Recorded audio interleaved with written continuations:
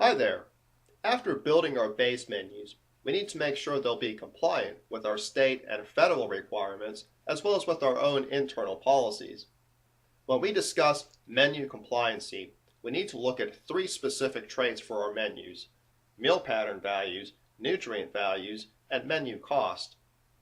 While the software can analyze many different nutrients, only the calories, saturated fat, and sodium in our menus are required to be analyzed under the current regulations. With the meal patterns, there are daily and weekly requirements established by the Healthy Hunger-Free Kids Act that we need to work with. In addition, the USDA has set different standards for breakfast and lunch, as well as for the different age groups that we're going to be feeding. And lastly, the cost per meal is an internal concern for our food service operation, but it's still an important one. After all, we want to make sure that we'll be able to keep our food costs under control from the very beginning. Horizon software uses a weighted analysis for the menu cost as well as for the nutrient analysis. Each individual menu item contributes to the overall menu's values for calories, saturated fat, and sodium.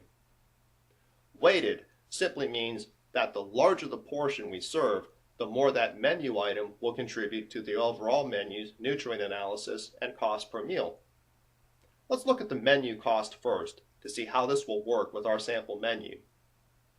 Considering all of the menu items, their portion sizes, and the projected quantity for each, the software is calculating a weighted cost of approximately $1.53 per meal. If we increase the portion size for our fish, we have to spend more money to produce more food for this menu, and this makes our cost per meal go up. If we click the Meal Patterns tab, we can see that this change also affects the nutrient values calculated for the menu's total calories, saturated fat, and sodium.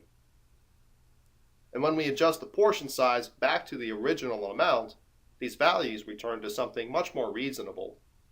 Our cost has also come back down to its original amount as well. As the name implies, the Meal Patterns tab is where we will need to enter the meal pattern contributions for each meal that we will offer on this menu. But before we can do that, we first need to identify the reimbursable meals on the Food Groups Types Meals tab. A single menu can offer one or possibly several choices of different meals.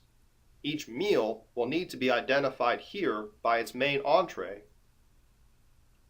This menu offers a choice between a pepperoni pizza meal or a fish nuggets with cornbread meal. Let me know if you're getting hungry yet. We set these menu items to entree under the entree side milk column. We can leave all other items unassigned, but for the two entrees, we should enter a meal name for each. If no meal name is entered for the entree, the software will use the description to identify the meal instead. So back on the Meal Patterns tab, we can now enter the meal pattern values offered for each of our meals on this menu. The bottom section below the menu items pertains to the overall meal identified by the entree we have selected. If we select a menu item that was not identified as an entree, this bottom area becomes grayed out, since we will only enter values for the complete meal. Initially, these fields are all set to 0. Any values displayed in red are not in compliance with the daily requirements for the serving period and the age group assigned to this menu. The nutrient values are calculated for us by the software, but USDA regulations require that we enter the meal pattern values ourselves. To help us do this, the area above the menu items display the meal pattern contributions for the individual menu item that we select, in this case, the pizza. The values for meat, meat alternates, and for grains represent ounces, while the fruit, vegetables, and milk values represent cups. The pizza by itself provides 2 ounces of meat, meat alternates, and 2 ounces of grains. We need to tell the software that this menu item therefore contributes the same amounts to the overall pepperoni pizza meal at the bottom of the screen. Now, because we're using whole grain crust, We also need to tell the software that our 2 ounces of grains here are whole grain. Moving down the list of menu items, both the fish nuggets and cornbread are not part of the pepperoni pizza meal, so we'll come back to those later. The remaining menu items are offered as part of the pepperoni pizza meal, so we need to determine how each of these will contribute to the overall meal.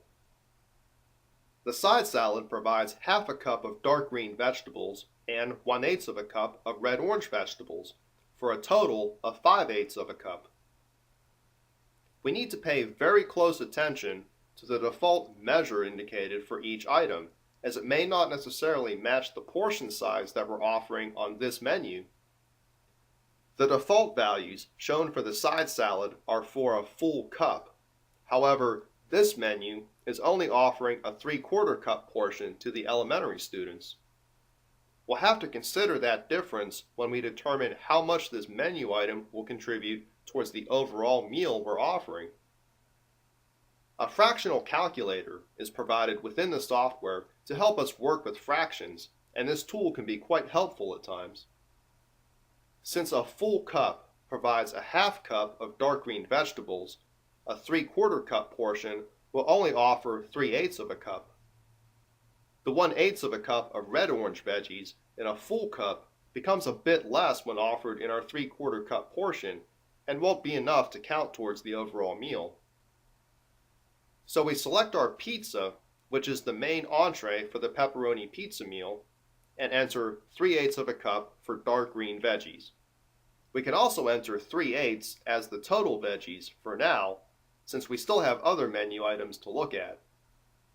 The menu also offers a vegetable choice of black-eyed peas. The default values are shown for a 1/4 cup serving, which provides a 1/4 cup of legumes.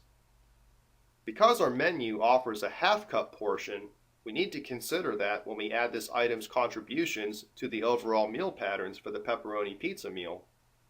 Again, we select the main entree, pizza, and add the half cup of legumes from our black-eyed peas.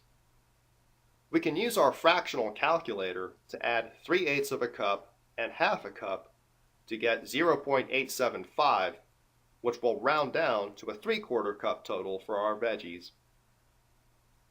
Looking at the remaining menu items, the grapes contribute a half cup of fruit, and the choice of milk contributes a half pint or 1 cup of milk. We need to further explain to the software that we're offering a variety of milk types by checking the skim fat-free flavored box to account for the chocolate milk we're offering, and the low-fat 1% unflavored box to account for the 1% milk we offer. This particular menu does not offer any fruit or vegetable juices, but any amounts would need to be specified here in the juices area. The juice amounts represent cups. Since the menu offers another meal choice, we also need to select its main entree, the fish, and enter the meal pattern values for that meal as well.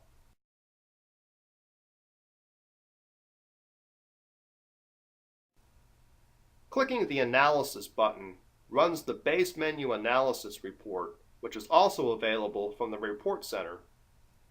The Base Menu Analysis report provides a breakdown of the weighted cost per serving, as well as summarizing the meal pattern and nutrient values for each meal offered on the menu. The 3 nutrient values required for analysis are displayed at the bottom of the Meal Pattern tab, but clicking the Edit Nutrient Content tab displays a more complete nutrient analysis for each menu item selected, as well as the weighted values for the overall menu. In addition to the Base Menu Analysis report, there are a few more reports we use to verify our menus will be in compliance. Remember that in addition to the daily requirements, our menus have to meet weekly requirements. So once we have several menus planned and scheduled, the Meal Pattern Certification tool will let us analyze a week's worth of menus to verify both daily and weekly requirements are being met for a specified date range. Anything out of compliance will be displayed in red. And finally, the Menu Plan Weighted Average report summarizes the nutrient values for calories, saturated fat, and sodium for the same week's worth of menus. The way we plan our menus will obviously determine the choices being offered and the resulting creditable amounts each menu item will contribute to the overall meal pattern values we enter for each meal. The art of menu planning and all of the current requirements under the Healthy Hunger-Free Kids Act are outside the scope of this lesson, but they do illustrate how the setup of menus and recipes within the software is a team effort between Horizon and the food service staff. Horizon has expertise with the software, but the food service staff has the expertise and familiarity with the menus, ingredients, and, most importantly, your policies and your students.